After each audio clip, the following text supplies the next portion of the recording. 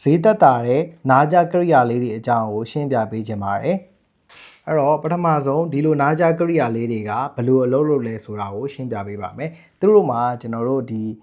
မိုက်ခရိုဖုန်းလို့ခေါ်တဲ့အတန်ဖမ်းတဲ့ကျွန်တော်တို့ကရိယာလေးတစ်ခုပါတယ်ပြီးရင်ဒီအလဲထဲမှာဆိုလို့ရှိရင်အတန်ချဲ့ဆက်ပါတယ်ပေါ့နော်ပြီးရင်ကျွန်တော်တို့နားကိုသွားမယ်ဒီထဲမှာဆိုရင်စပီကာလေးပါတယ်ပေါ့နော်သူကဘယ်လိုလုပ်တာလဲဆိုတော့အပြင်ကအတန်တွေကိုမိုက်ခရိုဖုန်းကနေဖမ်းမယ်ဖမ်းပြီးတော့ကျွန်တော်တို့အတန်ချဲ့ဆက်ရှိကိုသွားမယ်သွားပြီးတော့ကျွန်တော်တို့နားတွေကိုကျွန်တော်တို့ဒီစပီကာလေးနဲ့အတန်လေးတွေကိုကြားအောင်လုပ်ပေးတာဖြစ်ပါတယ်ဒီကရိယာလေးတွေကအတန်ချဲ့ဆက်ပါပဲကျွန်တော်တို့အဆင့်မြင့်နားကြကရိယာတွေလိုမျိုးကျွန်တော်တို့လိုအပ်တဲ့အတန်လေးတွေကိုထိန်းညှိပေးတဲ့အရာမဟုတ်ပါဘူး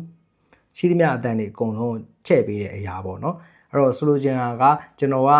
ကားတန်နဲ့လူတန်ကိုနားထောင်တဲ့အခါမှာလူတန်မတဲကွဲဘူးဖြစ်နေလို့ရှိရင် तू ကလူတန်ကိုချဲ့ပေးလိုက်တဲ့အခါမျိုးမှာဆိုရင်ကားတန်ကြီးကလည်းနားထဲမှာကျဲလာတာမျိုးဖြစ်တတ်ပါတယ်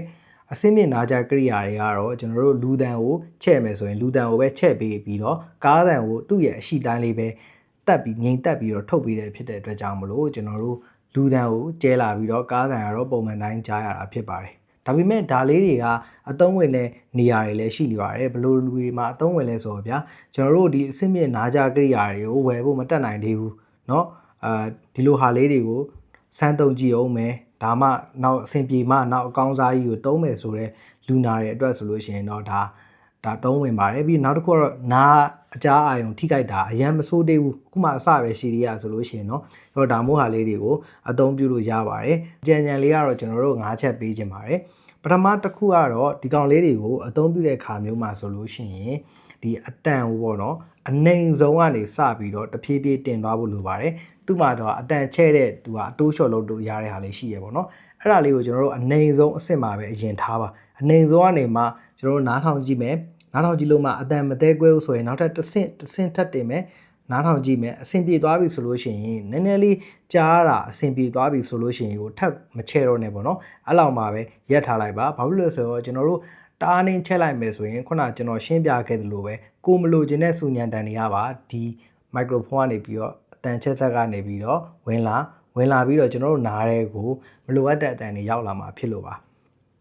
နံပါတ်2ချက်ကတော့ကျွန်တော်ဒါလေးတွေကိုအသုံးပြတဲ့အခါမှာတန်ရှင်းရေးလုပ်ပေးဖို့လိုပါတယ်တန်ရှင်းရေးမလုပ်ဘူးဆိုလို့ရှိရင်ကျွန်တော်တို့နားရဲကိုဖုန်တွေတဲတွေဝင်သွားပြီးတော့နားအကြားအာရုံကပို့ပြီးဆိုးသွားတတ်ပါတယ်အဆိုးဆုံးကတော့ကျွန်တော်တို့ဒါလေးတွေကနေမှကျွန်တော်တို့နားပြည်ယူတာနားမို့ဆွဲတာလည်းဖြစ်တတ်ပါတယ်နံပါတ်3ချက်ကတော့ဒီကရိယာလေးတွေကအရန်ကိုစူညံ့နေတဲ့ပတ်ဝန်းကျင်မှာသုံးဖို့အဆင်မပြေပါဘူးအခန်းတစ်ခန်းထဲမှာလူတစ်ယောက်နဲ့အောင်စကားပြောမယ်အခန်းကလည်းတိတ်ဆိတ်နေတယ်ဒီလူအတန်ကိုကြားကျင်တယ်ဆိုလို့ရှိရင်တော့ဒါလေးတွေကတော်တော်လေးကိုအဆင်ပြေပါတယ်ကျွန်တော်တို့လမ်းမပေါ်မှာရောက်နေတဲ့ကားတန်တွေဆိုင်ကယ်တွေစူးညံ့နေတဲ့အခါမျိုးမှာဒီနားကြကရိယာတက်မယ်ဆိုရင်တော့စူးညံ့တန်တွေကပို့ပြီးတော့နားတဲ့ကိုဝင်လာပြီးတော့အဆင်မပြေဖြစ်ရတတ်ပါတယ်နံပါတ်4ချက်ကတော့ဒီကောင်လေးတွေက2မျိုးလာပါတယ်တစ်မျိုးကကျွန်တော်တို့ဘက်ထရီအားသွင်းရတဲ့ဟာလေးပေါ့နော်ကျွန်တော်တို့ Type C နဲ့ဖြစ်ဖြစ် Micro USB နဲ့ဖြစ်ဖြစ်အားသွင်းရတဲ့ဟာလေးလာပါတယ်နောက်တစ်မျိုးကတော့ကျွန်တော်တို့ဓခဲနဲ့လာပါတယ်ဓခဲနဲ့လာတဲ့ဟာလေးကိုအသုံးပြုမယ်ဆိုလို့ရှိရင်တော့အဲ့ဒီဓခဲလေးတွေကိုအပိုဝယ်ထားတာပို့ပြီးတော့တင့်တော်ပါတယ်ဘာလို့ဆိုဒီဓခဲလေးတွေကဝယ်ရတာခက်လို့ပါအားသွင်းပြီးသုံးမဲ့လူတွေအတွက်ကြတော့လေကျွန်တော်တို့ဖုန်းအားသွင်းကြိုးတွေနဲ့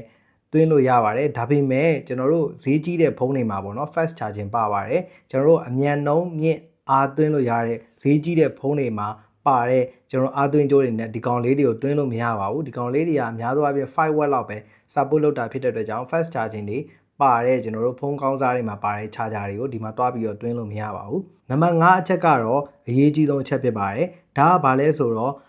အစကတည်းကကိုယ့်ရဲ့နားမကြားရတဲ့ယောဂနားကြားကရိယာတက်လို့ရတဲ့ယောဂမဟုတ်ဘဲနဲ့နားကြားကရိယာတက်နေခြင်းဖြစ်ပါတယ်ဥပမာဗျာကျွန်တော်တို့နားထဲမှာနံပါတ်ကြီးတွေပြည့်နေတယ်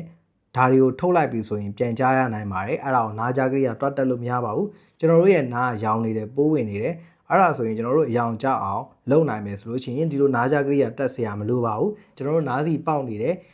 ေတဲ့နားစီကိုကျွန်တော်တို့ဖာဖို့လို့เนาะနားစီအပေါက်ထဲကနေပိုးတွေဝင်သွားဖို့လို့ဂယူးစားရမယ့်အစားကိုနားကြားကရိယာကြီးပဲတက်နေလို့အဆင်မပြေပါဘူးကျွန်တော်တို့နားထဲမှာရှိတဲ့အယိုးလေးတွေနေရာလွဲတာရေအိတ်လေးတွေဖောင်းတာပိန်တာအဲ့လိုဖြစ်တဲ့ယောဂါတွေမှာဆိုလို့ရှိရင်ကျွန်တော်တို့ဒီနားကြားကရိယာတက်လို့ရှိရင်လည်းမထူးပါဘူးဒါကြောင့်မလို့ကျွန်တော်တို့ကအရင်ဆုံးကိုယ့်ရဲ့ယောဂါနားကြားကရိယာ တက်မဲ့ယောဂလားမတက်မဲ့ယောဂလားဆိုတာကိုကျွန်တော်တို့နားဆရာဝန်နဲ့တခြားတိုင်ပင်ဖို့အတွက်ကျွန်တော်အကြံပြုချင်ပါတယ်။ဘာပဲပြောပြောဒီလိုကိရိယာလေးတွေကဈေးတက်တာတယ်သုံးဖို့လွယ်တယ်ဒါပေမဲ့ခုနပြောတဲ့အချက်လေး၅ချက်ကိုတော့သတိထားပြီးတော့အသုံးပြုစေချင်ပါတယ်